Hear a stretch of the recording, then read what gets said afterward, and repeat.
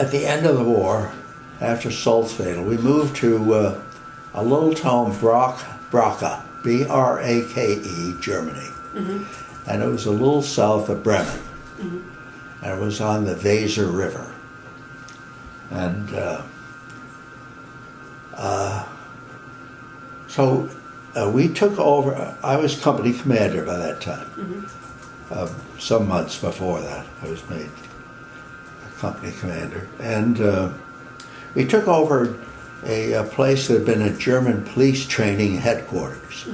And it had a nice bar room and had a swimming pool. We kicked the Germans out of the houses there, so the men had all the enlisted men and the officers had nice places to live. And so we did a minimum amount of training. And we used to run beer trucks to Dortmund, which was 80 miles away. And the non-coms ran the tavern. So the officers had nothing to do with it. You know, we had our own life, and but there was no fraternizing with Germans. That was the order of General Eisenhower. So that was it. And of course, we were all expected to have to go to Japan.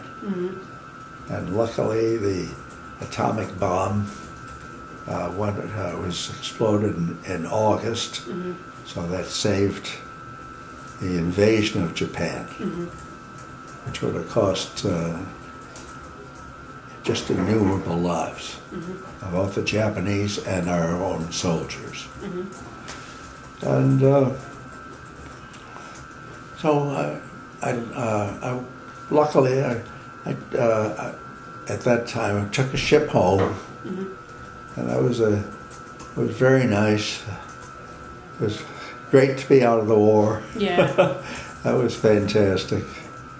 And let's see, I went to work back at my father's department store. Okay. And my father died 2 weeks before I got home. Oh, wow. Yeah. And I had a sister that died in March 1945, a younger sister. And then in, January 1946, I met Judy Lorge. And how did you meet? We met through my sister. My sister had worked for Red Cross, and Judy was an employee of Red Cross. Okay. So she introduced us, and I fell in love, and hopefully she did. Did she set you up on a blind date, or how did that go about? Well, we had dates. Okay. Yeah. And so we got married on Bastille Day, July 14th, 1946. In Elmira? No, it was in New York City. In New York City, okay. And a boiling hot day. It was about 95. And we got married at the St. Regis Hotel. Sherry Netherlands. What was it? Sherry Netherlands. Sherry Netherlands, right. Right next door. And I remember it was about 95 that day. Remember that? And there was no air conditioning. What year did you move here to Hudson? We moved here in 1948. Well, first to Clobrick. Yeah, first to Clobrick. We lived there for 17 years. And then we built this home in 1964-65. We moved here May 22nd, 1965. And what was Hudson like when you first moved here? Well, it was an industrial town, entirely different than today. It was industrial. What were the factories?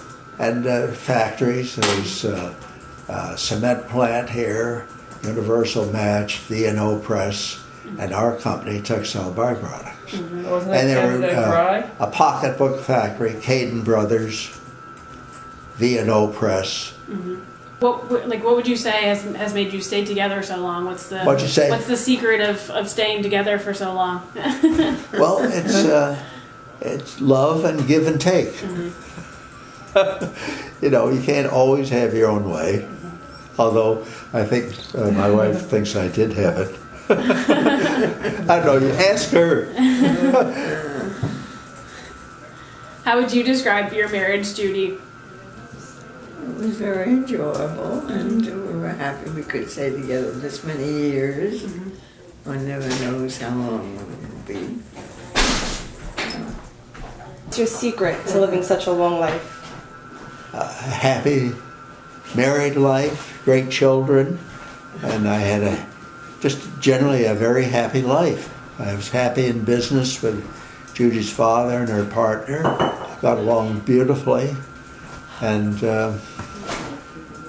it made for a very happy experience. What about 2 eggs for breakfast every day?